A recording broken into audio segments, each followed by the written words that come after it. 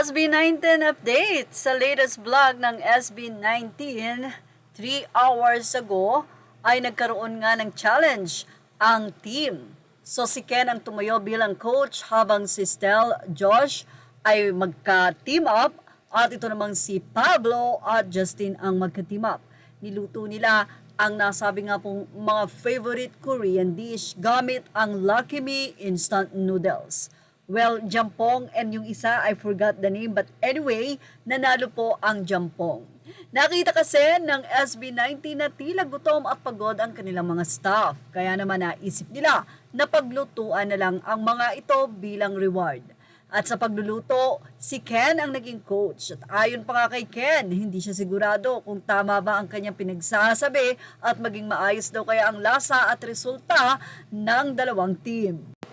Matagal-tagal din ang nasabing proseso ng pagluluto ng dalawang team kasi isang kalan lang ang kanilang ginagamit, so nagsiksikan lang sila doon. Siyempre, habang nagluluto ay nagkukulitan nga ang nasabing 4 na 5 miyembro ng SB19. But anyway, sa panonood nga ng mga netizen sa comment section ay makikita mo na sobrang na-enjoy nila.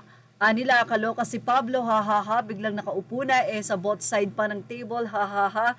Alam mo yung walang kaarte-arte si Pins, nakishare talaga siya sa mga staff nila at saka nakakatuwa kasi sinasama nila yung staff nila sa mga ganitong content. Nakakatuwa lang yung bonding nila. Pablo couldn't resist this episode, it's so cute, congratulations SB19IZ. But anyway, tingnan nyo nga po at mukhang masayang-masaya ang nasabing staff sa kanilang niluto. At effort talaga, hindi natin in-expect na magiging maganda yung presentation nila. Talagang in-effort nila ito na sa panonood nyo, habang pinapanood nyo, parang walang kahihinatnan ang nasabi nga pong pagluluto. Pero sabi nga natin, kinalaunan ay ang sila Stel at si Josh ang nagwagi sa kanilang recipe na jampong. Anyway, maraming mga netizen nga ang natutuwa dahil ayon nga sa kanila mapagmahal ang SB19 dahil sinasama nga nila sa kanilang vlog ang kanilang mga staff na talaga namang napakalaki ng ambag sa kanilang career, sa trabaho dahil sila ang nag-aasikaso sa lahat ng nasabing social media, editing, lahat-lahat ng SB19.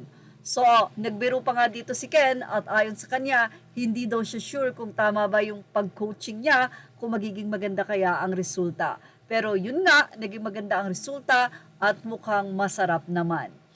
Na-enjoy din ang mga netizen at sa comment section, yung binasa natin, marami ang natuwa kay Pablo dahil bigla siyang nakisalo at kumain at mukhang hindi na nga naantay dahil sabi niya magtira daw ang mga staff. Sigawan kami nung biglang nakakain na si Pinuno, biglang from one side to another, hahaha, CEO na walang selang, love you, mahalima. Kasi kumain siya sa isang side, umupo rin siya sa isang side para tikman pareho ang nasabi nga pong ginawang luto nilang magkalaban na team. Hey, grabe, it's truly heartwarming to see how you treat your staff with respect, care, and genuine kindness. Kahit alam namin na promotion ito, the effort and sincerity behind it shine through. You went the extra mile and that says so much about who you are behind the spotlight. Sana lahat ng boss ganyan, compassionate and grounded SB19, you're truly one of a kind. You inspire not just with your talent, but with the way you lead by example.